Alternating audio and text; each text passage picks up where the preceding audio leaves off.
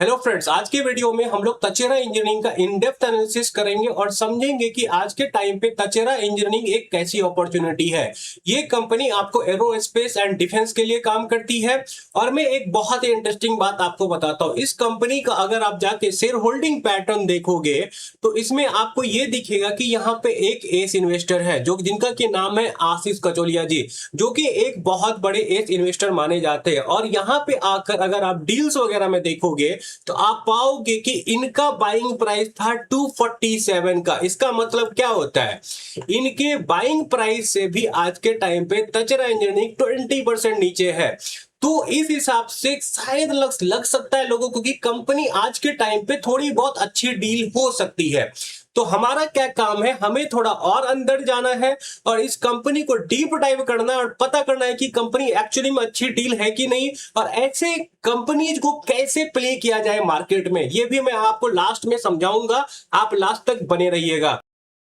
तो तचेरा इंजीनियरिंग करती क्या है, तो तचेरा इंजीनियरिंग आपको वो टूल्स बनाती है जिसका कि यूज होता है आपको एयरक्राफ्ट बनाने में। ये लोग क्या करते हैं, जिग्स एंड फिक्सचर बनाते हैं। और इनके जिग्स एंड फिक्सचर्स के बिना आप एयरक्राफ्ट का डिफरेंट डिफरेंट पार्ट को असेंबल करना सोच ही नहीं सकते हो। तो सिंपल भाषा में समझा जाए तो ये लोग वो चीज बनाते हैं जिसका यूज होता है आपको एयरक्राफ्ट बनाने में, जिग्स एंड फिक्सचर। ये लोग क्या करते हैं, डिफरेंट डिफरेंट कंपोनेंट को एक साथ पकड़ेंगे हार्डली एंड देन ऑटोमेटेड तरीके से इनका समझ तो नट बोल्ट वगैरह टाइट किया जाएगा। मैं आपको बहुत सिंपल से सिंपल भाषा में समझा रहा हूं। तो ये बात समझो कि इनका मैन्युफैक्चरिंग फोकस क्या है, हाईली कॉम्प्लेक्स स्पेशलाइज्ड टूलिंग, जो कि यहाँ पे जिग्स एंड फिक्सचर्स हो गया। और ये फ्यूचर में आपको एयरक्राफ्ट का पार्ट वगैरह भी बनाएंगे। और मैनेजमेंट का ये बोलना है कि हम लोग इस बिजनेस सेगमेंट को आपको इंक्रीज करेंगे। आज के टाइम पे इनका जो आपको रेवेन्यू आता है वो ऐसा होता है कि कभी आएगा, कभी कम आएगा, कभी ज्यादा आएगा, तो रिकरिंग नहीं है। तो फ्यूचर में क्या होगा, ये लोग आपको स्ट्रक्चरल एयरक्राफ्ट का पार्ट वगैरह बनाएंगे जिनसे क्या होगा, इनका रेवेन्यू आपको प्रेडिक्टेबल हो जाएगा। आज के टाइम पे ये करते हैं, बहुत थोड़ा सा करते हैं, लेकिन मेन इनका बिजनेस आज के टाइम पे आता है जिग्स एंड फिक्सचर से। उसका यूज होता है एयरक्राफ्ट वगैरह को बनाने में, असेंबल वगैरह करने में। फिर उसके बाद देखो तो ये आपको सपोर्ट इक्विपमेंट वगैरह भी बनाते हैं एयरक्राफ्ट के मेंटेनेंस के लिए। देन आपको precision component for global giant, ये आपको बोइंग वगैरह के साथ भी काम करते हैं। आगे मैं इसके बारे में आपको थोड़ा डिटेल में बताऊंगा। तो सिंपल भाषा में बता तो फिर से कंपनी करती क्या है, ये कंपनी वो औजार बनाती है जिसका यूज होता है एयरक्राफ्ट को बनाने में, जिग्स एंड फिक्सचर बोलते हैं उसको। ठीक है, अब हम लोग थोड़ा अंदर जाते हैं और इनका मोड क्या है ये समझो। तो देखो, हर डिफेंस कंपनी का क्या मोड होता है कि एक बार अगर कोई कंपनी वहां पे चली गई जिसमें बहुत टाइम लगता है, बहुत क्या होता है कि पहले कंपनी कोई R&D करेगी, फिर वहां पे टेस्टिंग करेंगे, उसके लिए टाइम मिलना होगा इंडियन डिफेंस वालों का, वो मिलना मुश्किल होता है। तो ये समझ लो, डिफेंस में किसी कंपनी के लिए जाना ही सबसे बड़ा प्रॉब्लम होता है, जाने में इतना ज्यादा टाइम लगता है। तो यहां से आपको क्या समझ में आ रहा है कि सबसे बड़ा यहां पे क्या होगा, बैरियर टू एंट्री। जल्दी एंट्री कर पाना किसी कंपनी के लिए उतना आसान नहीं, क्योंकि बहुत रिगरस टेस्टिंग वगैरह चाहिए, टाइम चाहिए। उस टाइम तक आपके पास इतना पैसा होना चाहिए कि आपका कंपनी सरवाइव कर सके। और दूसरा चीज समझो जो बहुत इंपॉर्टेंट है, इस इंडस्ट्री में एक लीड को एक्चुअल प्रोजेक्ट में कन्वर्ट होने में कम से कम 6 से 12 महीना लग जाता है। और ये ऑलरेडी मैं आपको बता चुका हूं कि multi year process to secure entry into company like HAL। और दूसरा जो सबसे बड़ा मोट है जो कि इन्हें सबसे सेपरेट करता है, वो है इनका आपको 5 मशीनिंग सेंटर। ये क्या होता है ये समझो, ये एक तरह से वो इक्विपमेंट है जो कि आपको कॉम्प्लेक्स ज्योमेट्री बना सकती है एयरक्राफ्ट वगैरह पे, 5 एक्सिस पे काम करती है, XYZ, देन रोटेशनल मोशन। उसके अलावा भी इसका एक डायमेंशन होता है जो कि ये बहुत कॉम्प्लेक्स ज्योमेट्री आपको बना सकती है। इसका मतलब क्या होता है, ये काम बहुत प्रिसीजन का होगा। तो जहां पे प्रिसीजन आया वहां पे मोट हो गया, ये बात समझो। अब आगे जाते हैं थोड़ा बहुत और समझते हैं कि ऐसा क्या चल रहा है आज के टाइम पे इंडस्ट्री में और भारत में जिसकी वजह से ऐसी कंपनी को फायदा हो रहा है। तो सबसे पहले तो आपको पता होगा कि इंडियन गवर्नमेंट इंडियन नेशन को बहुत प्रीफर कर रही है कि तुम सामान डिफेंस का इंडिया में बनाओ, इंडियन मैन्युफैक्चरर से तुम सामान खरीदो। तो आप यहाँ पे देख रहे हो तेजस एंड एएमसीयू सबके वगैरह से इंडिया में काफी डिमांड आने वाला है। उसके अलावा आप देखोगे तो फ्लीट एक्सप्लोजन हो रहा है, तो बहुत सारे न्यू एयरक्राफ्ट के ऑर्डर हो रहे हैं। तो उससे क्या होगा, उससे आएगा आपको ज्यादा एमआरओ का काम। एमआरओ क्या होता है, मेंटेनेंस रिपेयर एंड ओवरऑल। और कंपनी का एक बिजनेस है, आपको बिजनेस वर्टिकल है एमआरओ का, maintenance repair and overall. Maintenance क्या होता है, जैसे आप बाइक वगैरह का सर्विसिंग कराते हो, कार वगैरह का सर्विसिंग कराते हो, दैट इज मेंटेनेंस। रिपेयर क्या हुआ, एयरक्राफ्ट का कोई पार्ट टूटा, कुछ इशू हुआ तो वो रिपेयरिंग। ओवरऑल क्या हुआ, पुराने एयरक्राफ्ट को लेकर नया बना देना एकदम, वो हो गया आपको ओवरऑल। तो चूंकि बहुत सारे नए नए एयरक्राफ्ट आएंगे तो इनका एमआरओ बिजनेस भी बढ़ेगा, रिकरिंग भी हो जाएगा एक तरह से। और कंपनी जो एक स्काईवुड करके स्टार्टअप के साथ काम कर रही है, जिनको भी ये आपको प्रोवाइड करेंगे अपना टूलिंग वगैरह, सैटेलाइट टूलिंग वगैरह, सैटेलाइट बनाने में जो टूलिंग वगैरह का यूज होता है। तो इस बात पे ध्यान दीजिएगा। तो सेक्टोरल टेलविंड क्या है, एक तो गवर्नमेंट का पुश है कि आप इंडियन गवर्नमेंट से खरीदो, उसके अलावा दूसरा क्या है कि एक्सप्लोजन भी हो रहा है, इंडियन के पास आएगा प्रोजेक्ट इस वजह से। दूसरा है क्या है कि और नए नए एयरक्राफ्ट जुड़ रहे हैं तो मेंटेनेंस का भी काम बढ़ेगा। उसके अलावा सैटेलाइट वाली कंपनी के भी साथ काम कर रही है, उनके लिए भी कंपनी टूलिंग वगैरह का काम करेगी। अब हम लोग क्या करते हैं, इनका थोड़ा बिजनेस वर्टिकल में जाते हैं डिटेल में। तो सबसे पहला क्या है, टूलिंग एंड एमआरओ वाला। तो टूलिंग में क्या हुआ, ये लोग क्या करते हैं, जिग्स एंड फिक्सचर बनाते हैं। ये क्या करता है, prevent manual error in aircraft part alignment. तो जैसे कि मैंने आपको बताया जिग्स एंड फिक्सचर का काम क्या होता है। मान लो ये जिग्स एंड फिक्सचर है, दो कंपोनेंट को पकड़ेगी, परफेक्ट अलाइन करेंगे, ऑटोमेटेड काम हो जाएगा पूरा उसका असेंबली वगैरह का। तो यहां पे देखो, designing an entire tooling set for private business, और ये डिफेंस के साथ भी काम करती है, प्राइवेट बिजनेस वाले के साथ भी काम करती है। देन यहां पे आपको हो गया एमआरओ सपोर्ट सिस्टम। एमआरओ को मैंने ऑलरेडी बता दिया, मेंटेनेंस रिपेयर एंड आपको ओवरऑल का काम हुआ। मेंटेनेंस में वही सर्विसिंग सब हो गया, रिपेयर में कोई पार्ट गया तो उसका काम हो गया। देन उसके बाद जो इनको ओवरऑल का काम होता है, तो यहां पे ओवरऑल क्या हुआ ना, एक पूरा नया इंजन को खोल के उसका खराब पार्ट को हटाना, नया बनाना। और देखो यहां पे क्या होता है, रोल्स रॉयस जैसी कंपनी का आपको इंजन यूज होता है, ठीक है। तो उस इंजन को खोल पाना आम औजार से उतना आसान नहीं है। तो वहां पे आती है आपको तचेरा जैसी कंपनी, वो क्या करती है, स्पेशलाइज औजार वगैरह बनाती है। इनके स्पेशलाइज ट्रेंड इंजीनियर्स वगैरह होते हैं जो कि जाके वहां पे मेंटेनेंस रिपेयर और ओवरऑल का काम करती है। तो कंपनी का प्लान है डायरेक्ट वहां पे एंटर करना। आज के टाइम पे क्या था कि ये इनडायरेक्ट थे, लेकिन अभी डायरेक्ट जाएंगे हर काम में इंडियन डिफेंस वगैरह के लिए। ठीक है, आई होप कि आपको ये सब समझ में आ रहा होगा। नहीं समझ में आ रहा, थोड़ा वेट करो, पढ़ो, थोड़ा सा अलग हो सकता है क्योंकि थोड़ा इनका बिजनेस आपको कॉम्प्लेक्स है, ठीक है। और ये इनका एक्सपेंशन एरिया, जैसे कि मैंने आपको बताया ग्राउंड सपोर्ट। ग्राउंड सपोर्ट में ये लोग क्या करेंगे, customise trolley for servicing fighter jets, direct use at military base. तो अब ये लोग डायरेक्ट मिलिट्री बेस को प्रोवाइड करेंगे। देखो पहले क्या था ना कि जैसे मान लो एलएनटी कंपनी हो गया, तो मैनेजमेंट का क्या बोलना है, पहले एक्स को मिलेगा इंडियन डिफेंस से, फिर वाई को मिलेगा, फिर जेड को मिलेगा, फिर हमें मिलेगा। तो हम बहुत नीचे लेयर में आते थे। लेकिन अब क्या होगा, हम डायरेक्ट डिफेंस से काम करेंगे तो हम डिफेंस से ज्यादा बिजनेस लेके ले पाएंगे। आज के टाइम पे इनका रेवेन्यू देखो 55 करोड़ के आसपास का है। लेकिन मैनेजमेंट का बोलना है कि चूंकि हम डायरेक्ट जाएंगे, हमारा मार्जिन भी बढ़ेगा और हमारा रेवेन्यू भी पुश होगा अच्छा खासा। सो अच्छा अपॉर्चुनिटी कहां बनता है, जहां पे मार्जिन भी ऊपर की तरफ जाए, आपको एबिटा भी ऊपर की तरफ जाए। और अब सेकंड पे आते हैं, यहां पे अगर आप देखोगे तो फ्लाइंग पार्ट्स वगैरह बनाएंगे। आज के टाइम पे इन्होंने एक डिलीवरी किया है, एचएएल का इनको प्रोजेक्ट भी मिला था, लेकिन मैनेजमेंट का क्या बोलना है, वो बड़े स्केल पे करेंगे। तो टूल्स एंड कंपोनेंट के जगह अब ये रियल एयरक्राफ्ट का पार्ट वगैरह बनाएंगे, पार्ट बना के भी सेल करेंगे, रिकरिंग रेवेन्यू वगैरह यहां से आएगा। और ये इंटीग्रेट वगैरह भी डायरेक्ट करेंगे वहां पे। देन इंडस्ट्रियल ऑटोमेशन, तो यहां पे क्या है ना कि रोबोटिक्स वाला हो गया। तो यहां पे क्या है कि ये लोग वो रोबोट वगैरह बनाएंगे जो कि आपको कंप्यूटर विजन वगैरह यूज करके ये देखेंगे कि जो इन्होंने असेंबली वगैरह हुआ है वो ठीक से हुआ है कि नहीं, कोई नट टाइट है, कोई नट लूज है, वेल्डिंग वगैरह ठीक से हुआ है कि नहीं, ये सब इनका काम होगा। ऑटोमेशन वगैरह का रोबोट बनाएंगे जो ऑटोमेटिकली चेक करेगा, क्योंकि ह्यूमन आई एरर प्रोन होता है, चांसेस होता है कि वो एरर कर दे। हाँ, अब एक सबसे बड़ा जो इस कंपनी का एक्चुअली में मुझे मोट लगता है, आज के पहले ये कंपनी आपको टायर 3 टायर 4 सब कंट्रैक्टर होती है। आई होप आपने मेरा पुराना वीडियो देखा होगा, तो आपको पता होगा कि tyre 1 company, tyre 2 defence company, tyre 3 tier 4 defence company क्या होती है। लेकिन फिर भी मैं आपको शॉर्ट में बता देता हूं।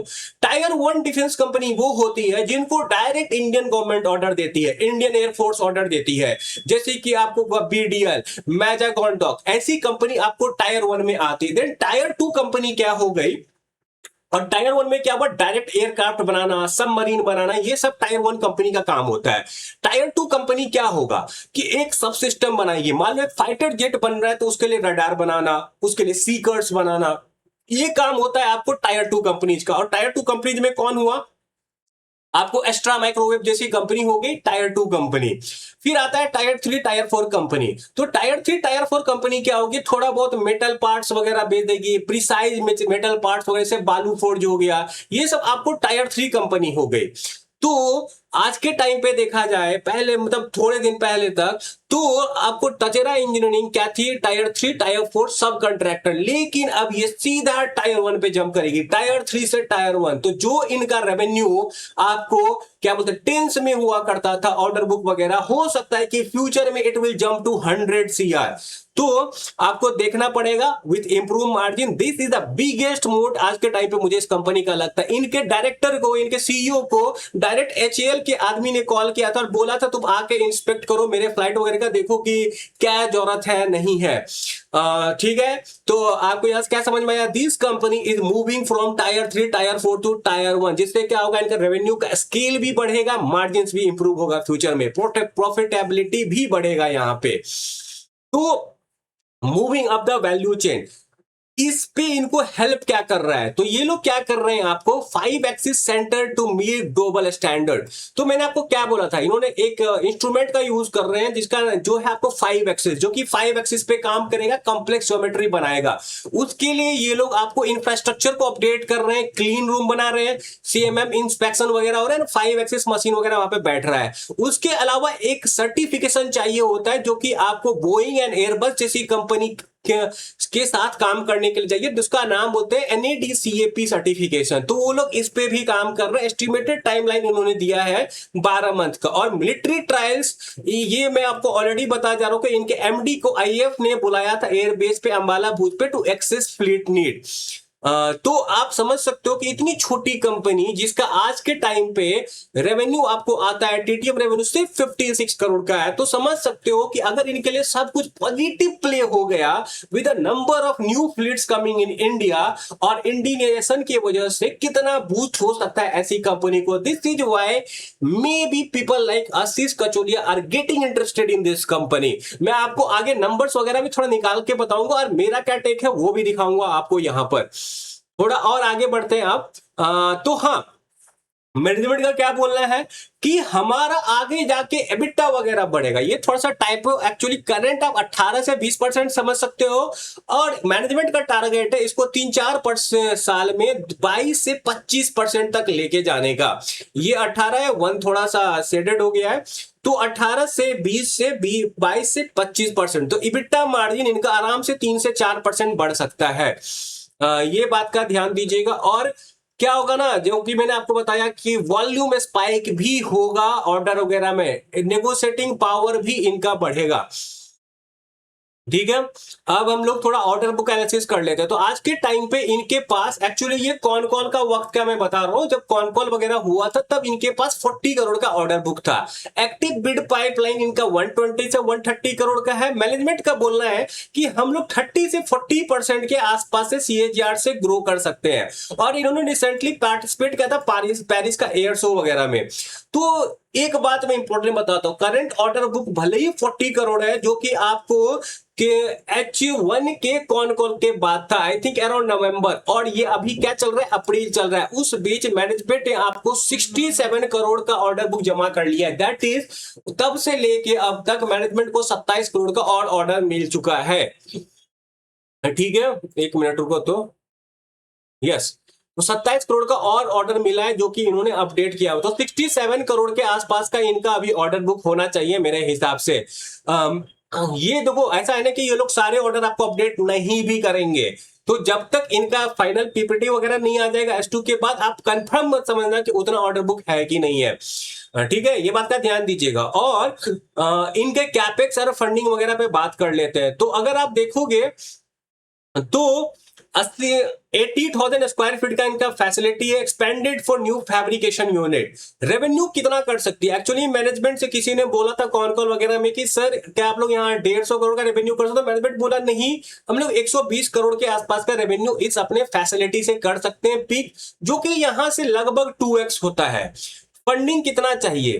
फंडिंग आपको 14 करोड़ का लॉन्ग टर्म सिक्योर किया गया, specially for upgraded 5 axis machine, जो कि इनको दूसरे से सेपरेट करता है। मैनेजमेंट का क्या बोला है, हम लोग फर्दर नया कैपेक्स नहीं करेंगे, पहले जो हमारा है ये सब टारगेट मीट करेंगे और थोड़ा एक्सेस करेंगे, अभी सिचुएशन कैसा है उसके बाद देखेंगे कि कैसे कैपेक्स करना है, क्या करना है, नहीं करना है। तो अगर आपको समझना है इस कंपनी में आगे क्या करना है, तो जस्ट देखते जो ये कंपनी कैपेक्स कैसे करती है। अगर ये कैपेक्स बढ़ाई जा रही है, इसका मतलब इसको एक्सपेक्टेशन बढ़ता जा रहा है ऑर्डर वगैरह का। तो जैसे जैसे कंपनी प्ले करेगी, हमें भी एज इन्वेस्टर वैसे ही प्ले करना है, ये बात आप समझो। रिस्क असेसमेंट क्या है? देखो सबसे बड़ा रिस्क क्या है यहाँ पे, क्योंकि गवर्नमेंट के साथ काम करते हैं तो यहाँ पे ना इनका वर्किंग कैपिटल सब आपको साइकिल वगैरह बहुत लंबा होगा, वर्किंग कैपिटल पे इनका स्ट्रेन वगैरह पड़ सकता है। और इनको जब बहुत बड़ी कंपनी से HAL वगैरह से प्रोजेक्ट मिलती है तो इनको 40 से 50% कॉस्ट ऊपर उठाना पड़ता है, खुद के पैसे से उठाना पड़ता है, और एडवांस पेमेंट वगैरह नहीं मिलता है। यहाँ पे ये सब रीड कर लेना, ये सब ऑलरेडी मैं बहुत सारे वीडियो में आपको एक्सप्लेन कर चुका हूं। और जो दूसरा बहुत सारे आपको शेयर होल्डर्स ने उठाया कि सर आपने अपना स्टेक को डाइल्यूट किया है, तो उन्होंने बोला कि मेरा कुछ पर्सनल आपको खर्चा था, आई थिंक घर का, उन्होंने बोला कि घर का लोन वगैरह मुझे चुकता करना था, तो उसलिए मैंने सेल वगैरह किया। अब मैं फ्यूचर में शायद ऐसा नहीं करने का देख रहा हूं। मैं चाहता हूं कि पर्सनल अपने लाइफ के टेंशन से थोड़ा फ्री हो जाऊं, ताकि मैं कंपनी के ग्रोथ पे फोकस कर सकूं। आपको ये देखना है आगे की कैसे प्ले आउट करना है।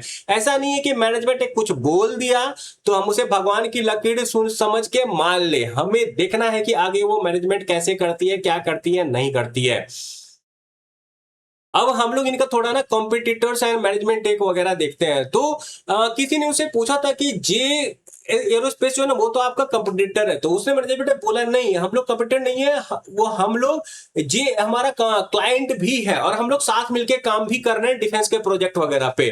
तचेरा एडवांटेज क्या है कि मैनेजमेंट बिलीव करती है capital is not the primary barrier इनके लिए, इनके पास डील टेक्निकल कॉम्पिटेंसी है। देखो इनको जो मैकेनिक्स वगैरह है ना, जो मैकेनिक वगैरह जिनके काम करते हैं, जो ये टूल वगैरह बनाते हैं, जो आपको रॉयल्स रॉयल्स जैसी कंपनी का इंजन वगैरह खोलती है, तो ये इनका आपको टेक्निकल कैपेबिलिटी बिल्ड करता है। भले ही कंपनी रेवेन्यू स्केल पे आपको छोटी दिख रही हो, लेकिन they have technical capability, so if they can take advantage of it. और हमें ये पता चलेगा 2-3 आपको हाथ में पता चल जाएगा, 1 साल के अंदर पता चल जाएगा। इनके रिजल्ट देखो, इनके कॉन कॉल देखो, पता चल जाएगा ये कंपनी एक्चुअली बस बोल रही है कि डिलीवर भी कर रही है। ठीक है, और ऐसे HAL वगैरह के साथ अगर इनको डायरेक्ट प्रोजेक्ट मिल रहा है तो that means they have capabilities, तभी तो वो डायरेक्ट प्रोजेक्ट दे रहा है ना। इंडियन गवर्नमेंट HAL देखो हर जगह करप्शन हो सकता है, लेकिन डिफेंस में करप्शन नहीं हो सकता है। क्यों? क्योंकि डिफेंस में करप्शन होना उतना आसान नहीं है। अगर वहां पे करप्शन करेंगे ना, वहां पे क्या होगा, लड़ाई होगा बाहर के दुश्मन से। अंदर का आप झेल सकते हो, बाहर में कुछ लड़ाई होगा, वहां पे अगर आप करप्शन करोगे, खराब पार्ट बनाओगे,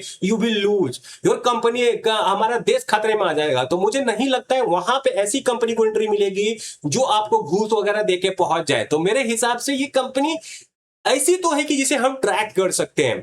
तो ये सब इस कंपनी का आप देख सकते हो, कॉम्प्लेक्स मशीनिंग कैपेबिलिटी है, डीप टेक्निकल कॉम्पिटेंसी है, जो कि मैंने आपको बोला रॉयल्स रॉयल्स का इंजन वगैरह खोल के फिर उसको साफ वगैरह करके खराब पार्ट को हटा के फिर नया इंजन जैसा बना देना, वो सब इनका एक्सपर्टाइज है। ऑपरेटिंग डायनामिक्स, तो इनका क्या बोलना है कि कैश फ्लो डायनामिक्स पे कि PSU जैसे क्लाइंट है ना, जैसे HAL वगैरह, उन लोगों को हम लोग प्रॉम्प्ट कर देते हैं कि कोई भी माइलस्टोन खत्म होने के बाद और लोग हमें पैसा रिलीज कर देते हैं, लेकिन ओवरसीज का टर्म थोड़ा बहुत वैरी करता है। एजुकेशन साइकिल पे इन्होंने क्या बोला कि 12 से 24 वीक इनको लगता है। ये सब थोड़ा डिटेल में आप पढ़ लेना। मैं अब आगे जाता हूँ और आपको थोड़ा बहुत अपना कैलकुलेशन दिखा देता हूँ जो मैंने मैनेजमेंट के गाइडेंस का वगैरह के हिसाब से दिया है। तो देखो ये कंपनी बहुत छोटी है, मैनेजमेंट का क्या बोलना है कि हम लोग 30 30 से 40% ग्रो करेंगे। अगर ये 40% से भी ग्रो ना करे तो हमारे लिए लुक्रेटिव डील नहीं है, कितनी भी छोटी हो, कितना भी मोट हो, बट वी नीड ग्रोथ। अगर हमें 30-40% का ग्रोथ नहीं मिल रहा है तो डजंट मेक सेंस। तो यहां पे क्या है कि मैंने एक 40% के ग्रोथ से इनका कैलकुलेशन किया, तो इनका रेवेन्यू बनता है 109 करोड़ का। यहां पे आप देख लो इनका टीटीएम रेवेन्यू देखोगे तो 56 करोड़ का बनता है। तो मैंने क्या किया, 1.4 से 2 बार मल्टीप्लाई किया, तो मुझे पता चला कि ये लोग FY28 में लगभग 110 करोड़ का रेवेन्यू कर सकते हैं, थोड़ा ज्यादा भी कर सकते हैं। तो इबिटा मैंने क्या किया, 25% के मार्जिन को लेके कैलकुलेट कर लिया। क्यों? क्योंकि अगर आप यहां पे देखोगे तो they are doing 25% margin at 31 crore 32 crore का ऑर्डर। तो बेसिकली मेरा ये अंडरस्टैंडिंग हुआ इस बिजनेस को समझ के कि जब इनका रेवेन्यू का स्केल बढ़ेगा, इनका एबिटा बढ़ जाएगा और इनका डिफेंस से बिजनेस अब डायरेक्ट आने वाला है, तो वहां से भी इनके एबिटा को पुश आएगा फ्यूचर में। मैनेजमेंट का बोलना है 22 से 25%, लेकिन मैंने 25% लेके थोड़ा ऑप्टिमिस्टिक कैलकुलेट किया, देखने के लिए क्या हो सकता है। तो ये 27 करोड़ का बनता है। टीटीएम एबिटा कितना है, मैं एबिटा लेवल पे ही सारा कैलकुलेशन किया हूं, क्योंकि मुझे अभी एबिटा लेवल पे इनका ज्यादा बेटर नॉलेज है। एक दो हाफ और रुकेंगे हम लोग तो इनका पता चलेगा और डिटेल में कि आगे क्या हो सकता है। और ये समझो कि एबिटा से ज्यादा तेजी से आपको पैट ग्रो कर सकता है ऐसी कंपनी का। It is not a very big deal. तो इनका एबिटा देखो कितना है आपको, 12.91। तो 12.91 मैंने यहां पे लिया, तो एबिटा में जंप कितना आएगा, 2.13 का। सीएजीआर कितना बनता है, 46%। पेग है कितना, 1.19। तो पेग कैसे निकाला मैंने, 54.4 डिवाइडेड बाय इनका ग्रोथ रेट कर दिया, तो पेग आपको हो गया 1.19। तो कंपनी क्या महंगी डील है, महंगी तो नहीं है, क्योंकि ये समझना पड़ेगा डिफेंस एंड एरोस्पेस की छोटी कंपनी आपको इससे ज्यादा कम पेग पे तो नहीं मिलेगी। थोड़ा दिक्कत है, क्योंकि आप ये समझो दे कैन एक्सप्लोड। मैनेजमेंट एक कहीं पे बोला था इंटरव्यू वगैरह में कि they can hit a revenue of 1000 crore by 2030। I don't know how, ये इन्होंने एक्सप्लेन नहीं किया, लेकिन उन्होंने बोला है। तो हम एक रफ एस्टिमेट कर लेते हैं। देखो मैनेजमेंट के बोलने से नहीं जाना है, मुझे पता नहीं कि ये कैसे करेंगे 1000 करोड़ का रेवेन्यू, क्योंकि इनका current capacity is only 120 crore का रेवेन्यू। मान लो 150 करोड़ भी कर देते हैं तो दैट 6x जो ये आज का इनका कैपेसिटी है। तो हमें देखना पड़ेगा कि ये कंपनी आगे क्या डिलीवर करती है।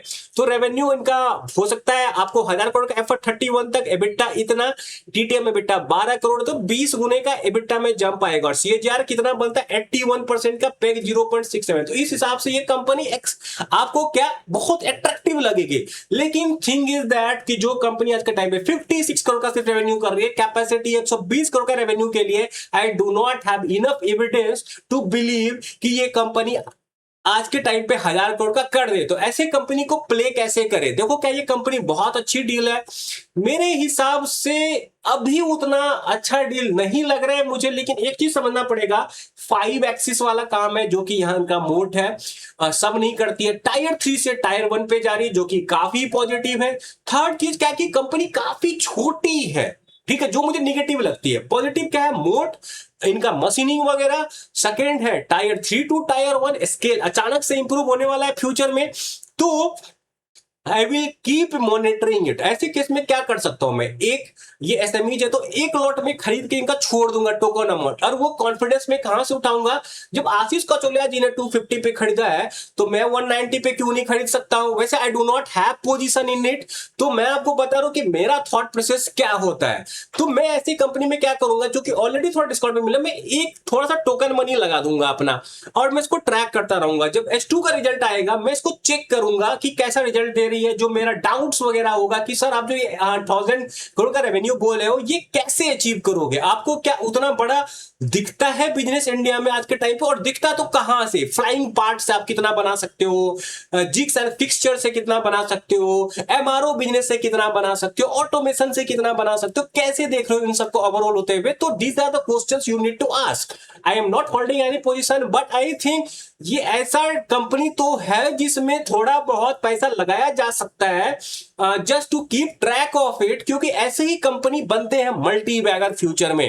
This is not a buy sell recommendation. If you are risky investor तो आप ऐसे कंपनी को स्टडी कर सकते हो, this can provide a good opportunity.